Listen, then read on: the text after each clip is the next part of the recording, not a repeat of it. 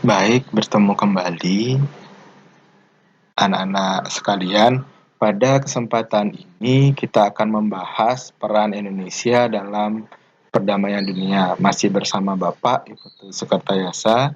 Sudah Bapak sediakan kontak pada slide PowerPoint ini. Anak ketika ada permasalahan bisa diskusi melalui LMS atau bisa menghubungi secara pribadi pada kontak WhatsApp dan telepon yang tertera. Baik, mari kita ikuti bersama pemaparan PowerPoint-nya dan semoga bisa menambah pemahaman anak-anak tentang materi peran Indonesia dalam perdamaian dunia pada bagian yang pertama ini.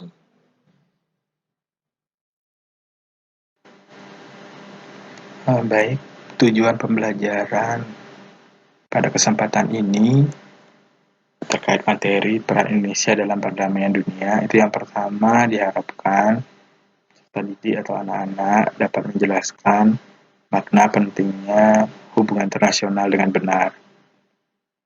Hal ini bisa dicapai melalui kegiatan yang akan dilakukan, yaitu menyimak tayangan PowerPoint ini dan dilanjutkan nanti dengan mengerjakan lembar kerja peserta didik. Yang kedua, peserta didik dapat menguraikan bentuk perjanjian internasional dengan benar. Ini akan dicapai melalui kegiatan diskusi, tentunya dalam LMS, Google Classroom. Yang ketiga, peserta didik dapat menganalisis pentingnya hubungan internasional bagi bangsa Indonesia sesuai dengan Undang-Undang Dasar 1945 dengan tepat. Juga kegiatan ini kita akan melakukan analisis nanti melalui kegiatan diskusi. Sajian materi dalam PowerPoint ini terkait dengan peran Indonesia dalam perdamaian dunia itu yang pertama akan membahas tentang makna pentingnya hubungan internasional. Yang kedua membahas tentang bentuk perjanjian internasional. Yang ketiga akan membahas tentang pentingnya hubungan internasional bagi Indonesia sesuai dengan Undang-Undang Dasar 1945. Baik, kita awali dengan makna pentingnya hubungan internasional. Kita mulai dari definisi. Hubungan internasional itu diartikan sebagai hubungan yang bersifat global yang meliputi semua hubungan yang terjadi dengan melampaui batas-batas ketatanegaraan. Nah, di sini ada 3 konsep yang berhubungan dengan hubungan internasional. Itu yang pertama, politik luar negeri, hubungan luar negeri, dan politik internasional yang akan kita bahas pada slide berikut. Baik, kita masuk ke konsep yang pertama yang berkaitan dengan hubungan internasional, yaitu konsep politik luar negeri. Nah, politik luar negeri ini adalah seperangkat cara atau kebijakan yang dilakukan oleh suatu negara untuk mengadakan hubungan dengan negara lain dengan tujuan untuk tercapainya tujuan negara tersebut serta kepentingan nasional negara yang bersangkutan. Baik, berikutnya kita masuk ke konsep yang kedua, yaitu berhubungan dengan konsep hubungan luar negeri. Nah, hubungan luar negeri ini merupakan keseluruhan hubungan yang dijalankan oleh suatu negara dengan semua pihak yang tidak tunduk pada kedaulatannya. Jadi maksud di sini itu bisa dengan organisasi di luar negara atau bisa juga dengan negara-negara yang lainnya. Konsep yang ketiga yang berkaitan dengan hubungan internasional itu adalah konsep politik internasional.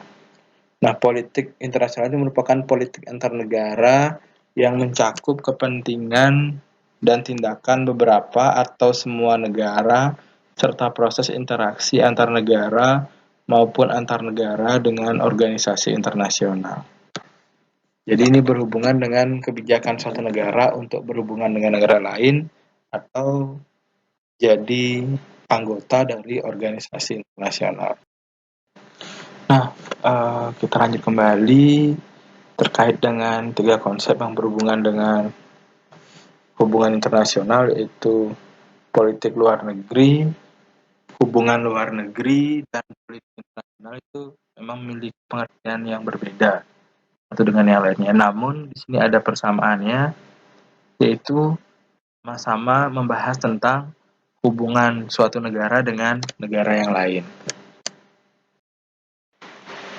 Nah, Berkaitan dengan slide PowerPoint pada halaman ini, di sini kita bisa lihat bahwa ada alasan atau faktor mendorong suatu negara melakukan hubungan internasional. Ini bisa datang dari faktor internal atau dari dalam suatu negara tersebut, juga bisa berasal dari faktor eksternal atau di luar negara tersebut. Nah, dari faktor internal, alasan suatu negara untuk melakukan hubungan internasional adalah untuk menjamin eksistensi atau menjaga keberadaan suatu negara agar negara tetap ajak dan terhindar dari kudeta dan intervensi dari negara lain. Nah, faktor eksternalnya tersebut yaitu sebagai bentuk hukum alam di mana suatu negara itu tidak bisa secara sepenuhnya berdiri sendiri, tetapi memerlukan negara lain untuk membantu memenuhi kebutuhannya dan membantu memecahkan berbagai masalah yang dihadapi. Ini menyangkut juga berbagai bidang kehidupan. Dari faktor internal dan faktor eksternal ini, di sana kita bisa lihat makna pentingnya hubungan internasional, di mana pentingnya hubungan internasional itu sebagai upaya untuk menjamin eksistensi suatu negara dan juga upaya negara tersebut untuk memenuhi kebutuhan dalam negeri negaranya serta kait dengan upaya meminta bantuan dari pihak di luar negaranya untuk menyelesaikan permasalahan di dalam negaranya. Salah satu bentuk atau wujud hubungan internasional itu adalah dilaksanakannya perjanjian internasional oleh suatu negara. Nah, di sini perjanjian internasional itu bisa didefinisikan sebagai perjanjian yang diadakan oleh dua negara atau lebih yang bertujuan untuk mengadakan akibat hukum tertentu. Ini diambil dari hasil konvensi Wina tahun 1969. Nah, definisi ini sebenarnya sudah berkembang di mana yang awalnya hanya dilakukan oleh dua negara atau lebih, ini berubah menjadi perjanjian yang diadakan oleh hukum internasional. Jadi bukan hanya terbatas pada negara, tapi bisa perorangan atau bisa lembaga yang lainnya. Nah, untuk asas itu, asas yang pertama dalam perjanjian internasional itu ada asas pacta sunt servanda. Jadi asas ini merupakan asas yang harus ada, yang bisa dibagi menjadi tiga asas lagi, yaitu ada asas teritorial yang berkaitan dengan berlaku kekuasaan negara atas wilayahnya. Yang kedua ada asas kebangsaan, yaitu kekuasaan negara atas warga negaranya. Dan yang ketiga itu asas kepentingan umum. Jadi di sini negara berhak melindungi dan mengatur kepentingan dalam kehidupan warga negaranya, karena ini ada kaitan antara negara dengan warga negara.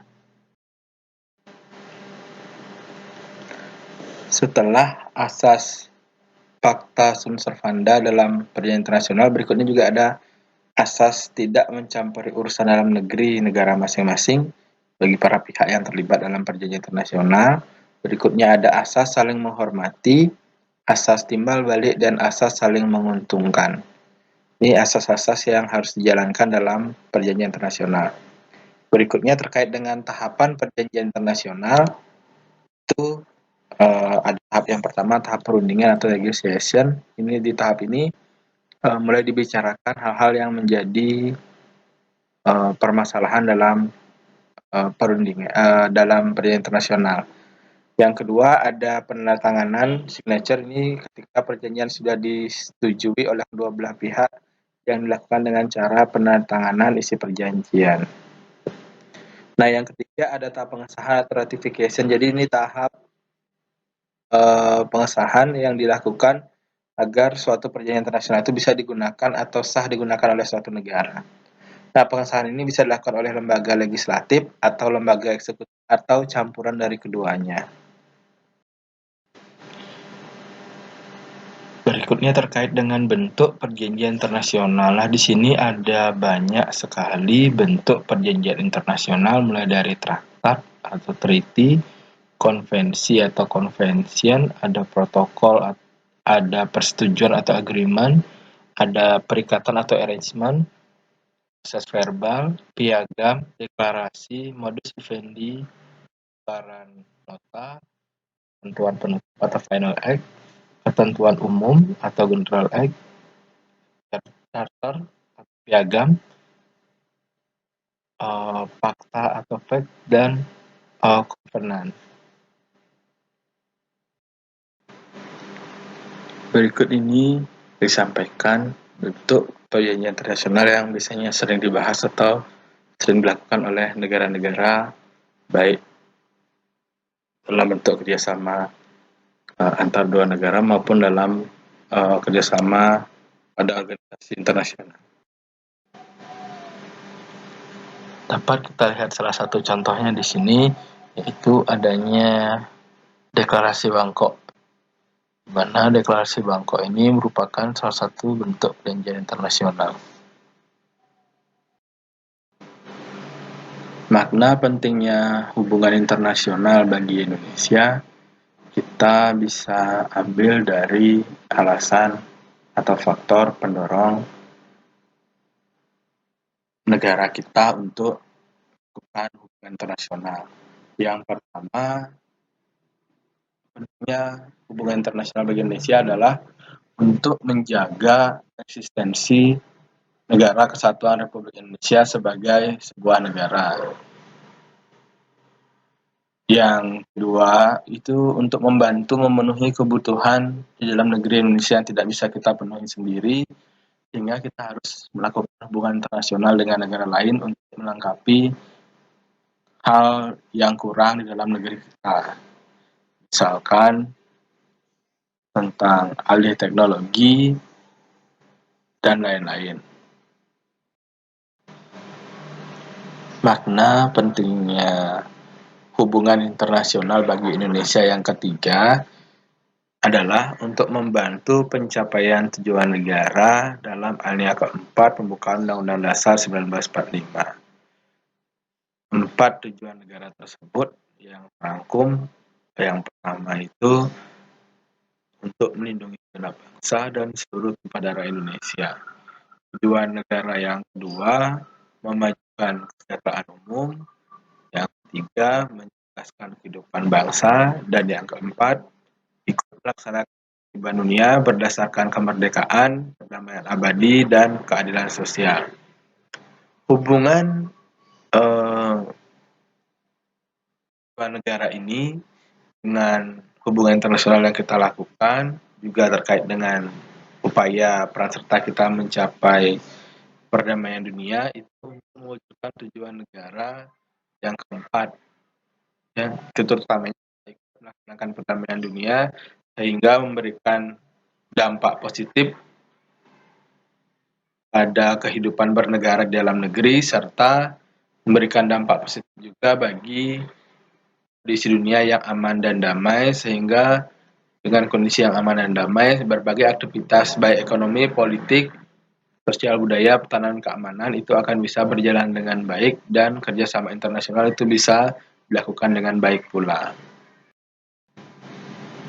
Baik, demikianlah pemaparan materi bagian pertama tentang perdamaian, peran Indonesia dalam perdamaian dunia. Tetap semangat belajar dan ikuti kegiatan pembelajaran berikutnya, terutama dalam LMS dan pengerjaan pengisian LKPD serta diskusi. Terima kasih.